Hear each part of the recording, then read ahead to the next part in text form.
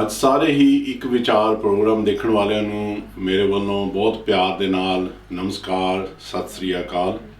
ਅੱਜ ਮੇਰਾ ਸਾਥ ਇਸ ਪ੍ਰੋਗਰਾਮ ਦੇ ਵਿੱਚ ਮੇਰੇ ਛੋਟੇ ਵੀਰ ਆਸਾ ਸਿੰਘ ਜੀ ਉਹ ਦੇਣਗੇ। ਅਸੀਂ ਇਸ ਪ੍ਰੋਗਰਾਮ ਨੂੰ ਆਰੰਭ ਕਰਨ ਤੋਂ ਪਹਿਲਾਂ ਅਸੀਂ ਉਹਨਾਂ ਨੂੰ ਯਾਦ ਕਰੀਏ ਜਿਨ੍ਹਾਂ ਦੀ ਕਿਰਪਾ ਦੇ ਨਾਲ ਅਸੀਂ ਇਹ ਪ੍ਰੋਗਰਾਮ ਕਰਨ ਜਾ ਰਹੇ ਹਾਂ ਤੇ ਸਾਰੇ ਗੱਜ ਕੇ ਆਖੀਏ ਧੰਨ ਸ੍ਰੀ ਸਤਿਗੁਰੂ ਉਦੈ Singh ji.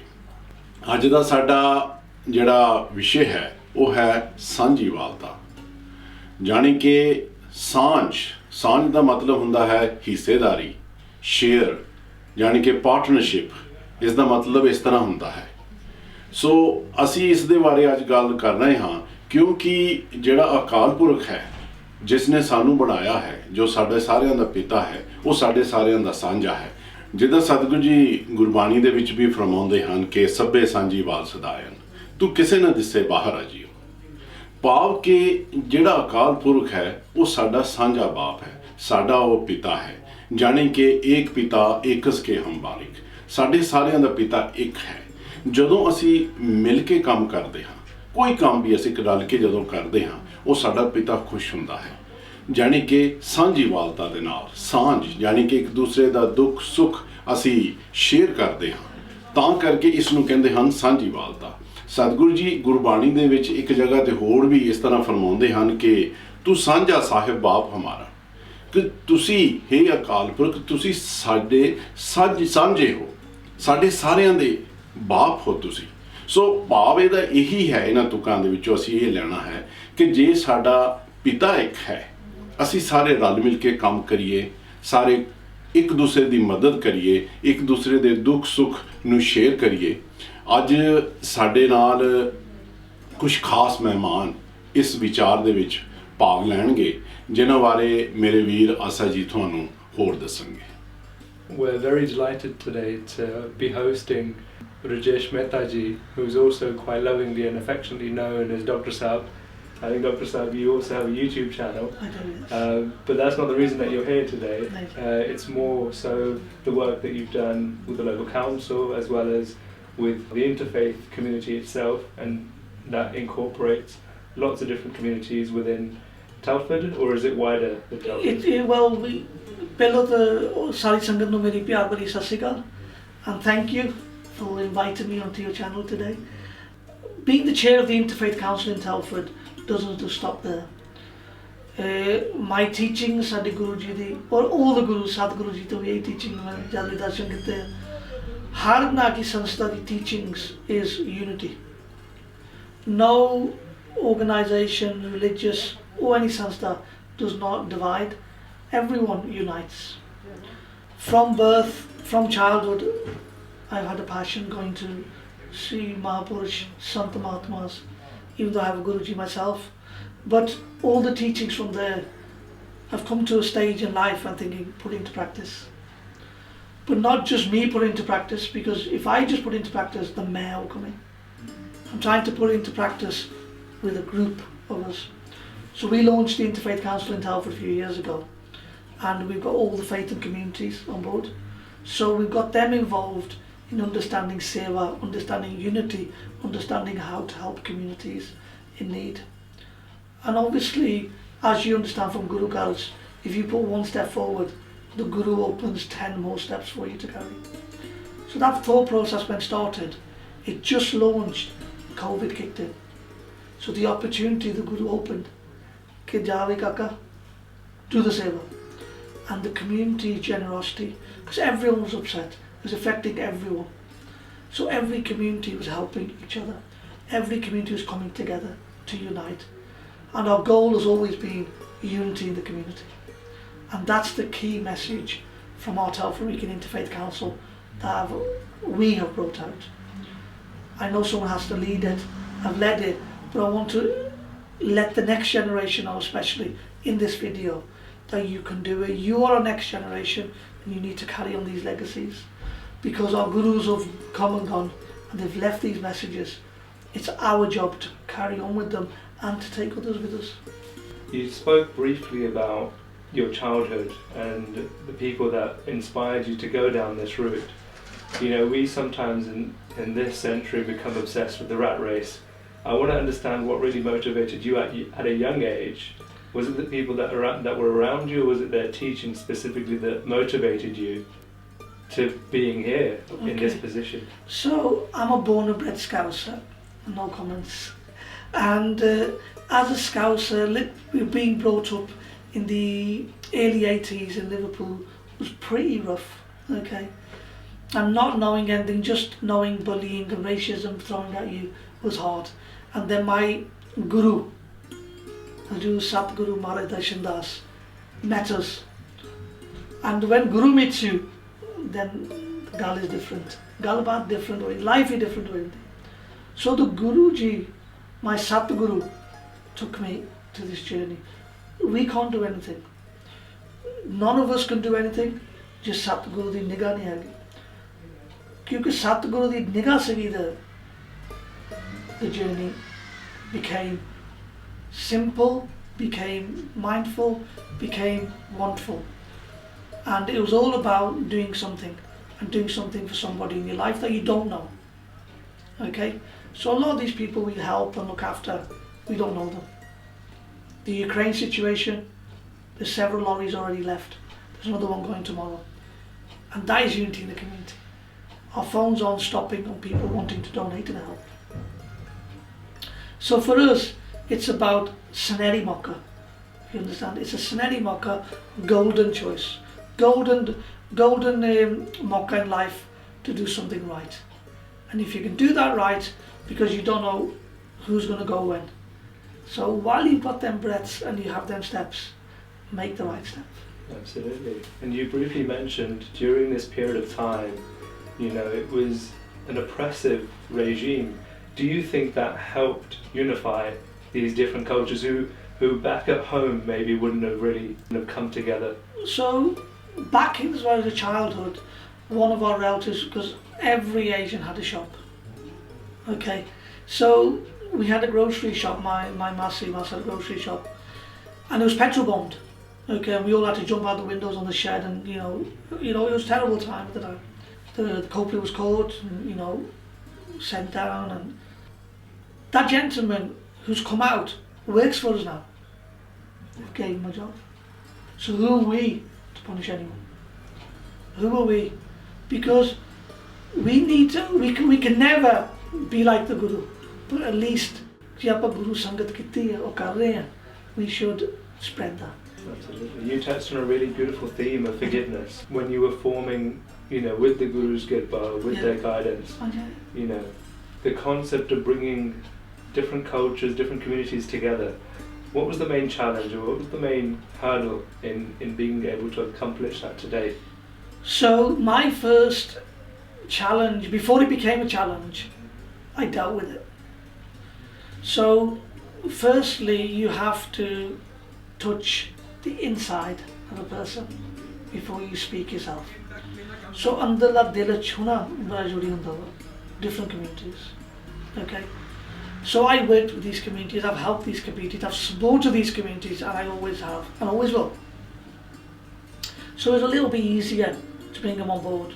Now, changing their mindsets was a challenge, but it was a nice challenge because he saw the result. And you were already integrated? Yes. Guru never said, "Yeah, chat together." He never says that. If Guru never says that, we cannot be Guru, as I said before, but we can learn. Satsang de which we learn, Kirtan de which we learn, scriptures that we learn. In line with, you know, the philosophy of Sarbat Tapala, yes. Something which Sadhguru Nanak Dev Ji introduced for us. Yes. I don't know how many Gurdwara there are in the UK or worldwide, but every ardas that we do, we finish it off by saying Sarbat Tapala. Yeah. And when we ask for something like that, I think it's important to reflect, are we actually ਉਸ ਚੀਜ਼ ਦਾ ਆਪਾਂ ਫੁੱਲ ਚੜਾ ਰਹੇ ਹਾਂ, or are we just saying it for the sake of saying it?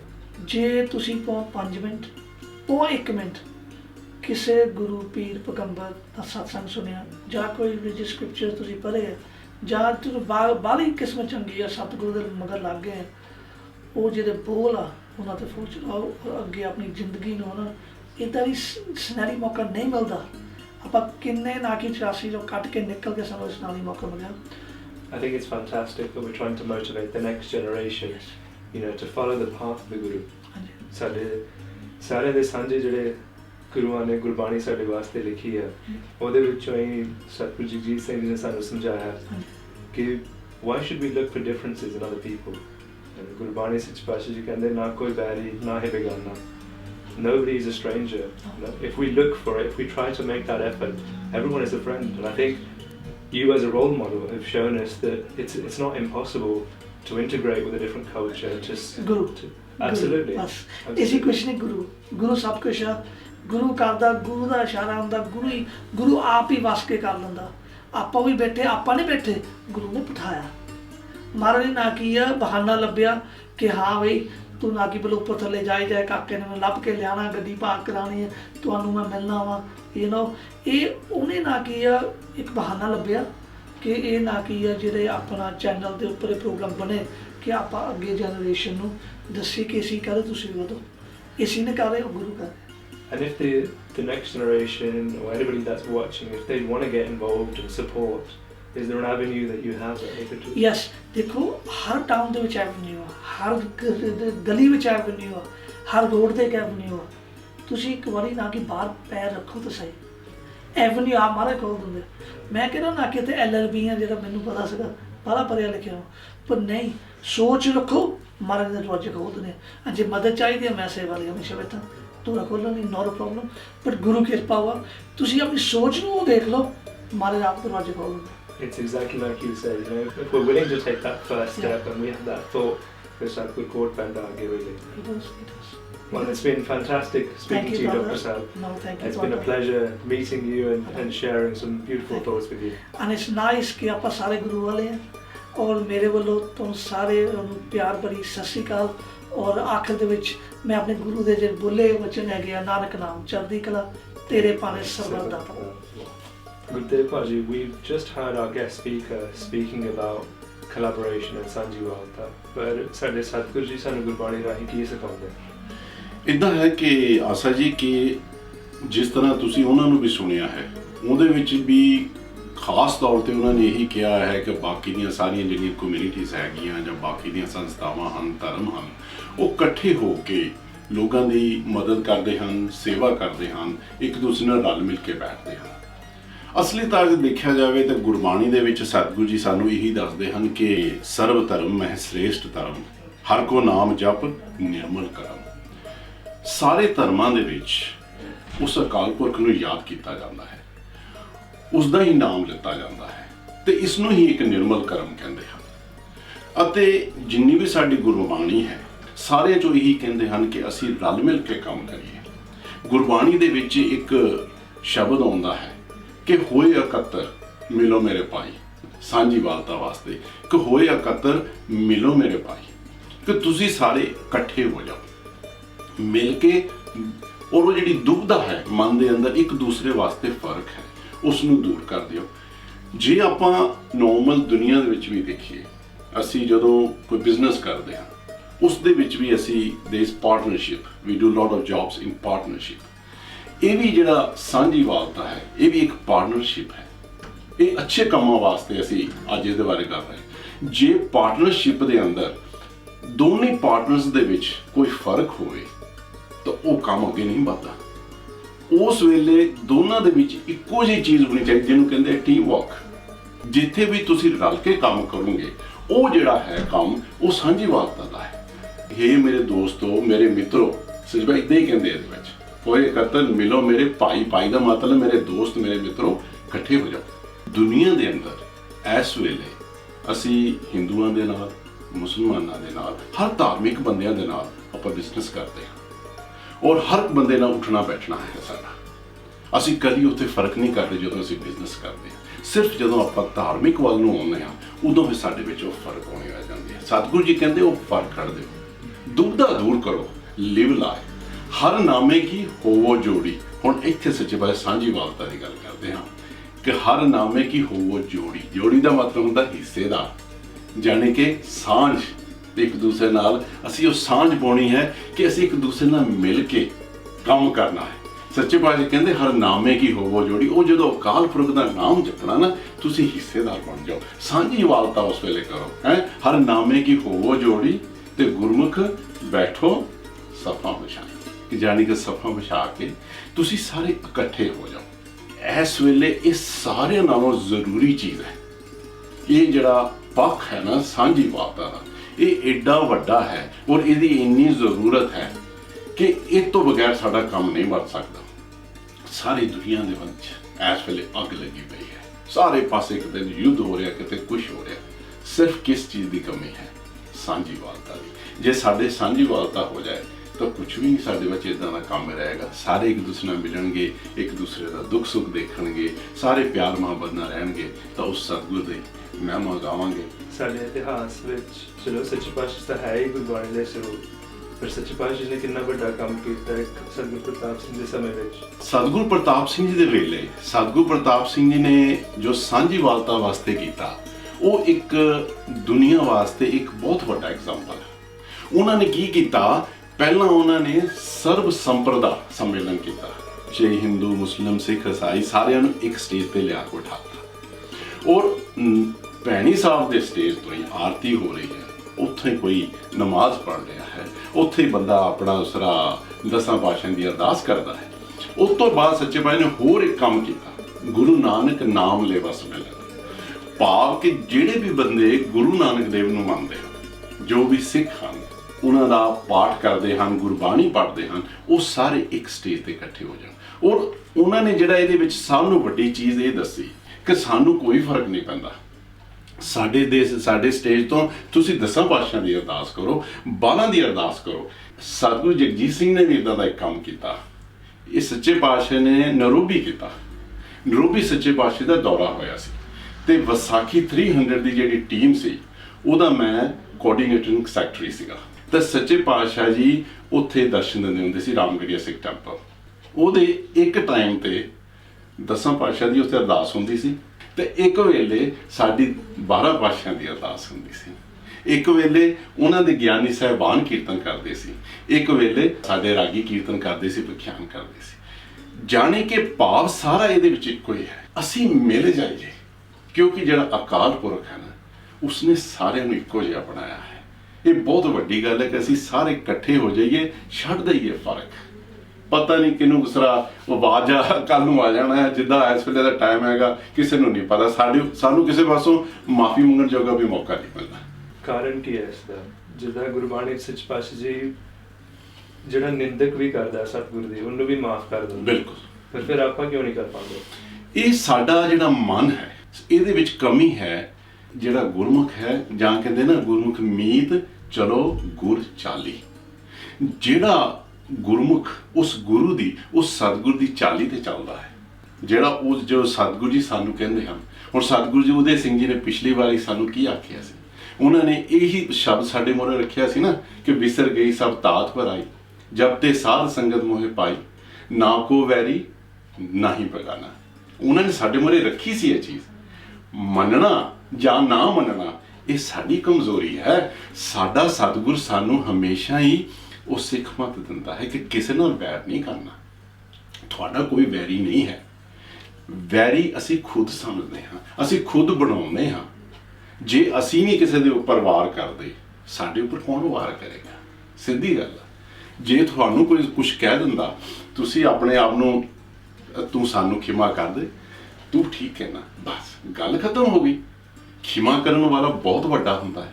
ਉਹ ਆਪਣਾ ਗਲਤੀ ਵੀ ਉਹਦੀ ਬੇਸ਼ੱਕ ਨਾ ਹੋਵੇ, ਉਹ ਅੱਗੇ ਤੋਂ ਦੂਸਰੇ ਪਾਸੋਂ ਖਿਮਾ ਮੰਗ ਲਵੇ, ਗੱਲ ਖਤਮ ਹੋ ਜਾਂਦੀ। ਇਹ ਸਤਿਗੁਰੂ ਜੀ ਸਾਨੂੰ ਇਹੀ ਤਾਂ ਗੱਲ ਆਖਦੇ ਹਨ ਕਿ ਅਸੀਂ ਸਤਿਗੁਰੂ ਦੀ ਉਹ ਚਾਲ ਤੇ ਚੱਲੀਏ। ਸਤਿਗੁਰੂ ਜਗਜੀਤ ਸਿੰਘ ਜੀ ਨੇ ਇਹ ਪ੍ਰੈਕਟੀਕਲੀ ਕਰਕੇ ਦਿਖਾਇਆ ਕਿ ਜਿਹੜੇ ਬੰਦੇ ਉਹਨਾਂ ਨੂੰ ਬੁਰਾ ਭਲਾ ਕਹਿ ਰਹੇ ਸਨ, ਉਹਨਾਂ ਦੀ ਗਲਤੀ ਸੀ, ਤਾਂ ਸਤਿਗੁਰੂ ਜੀ ਨੇ ਉਹਨਾਂ ਸਾਹਮਣੇ ਹੱਥ ਜੋੜ ਕੇ ਕਹਿਤਾ ਜੀ ਮੇਰੀ ਗਲਤੀ ਹੈ।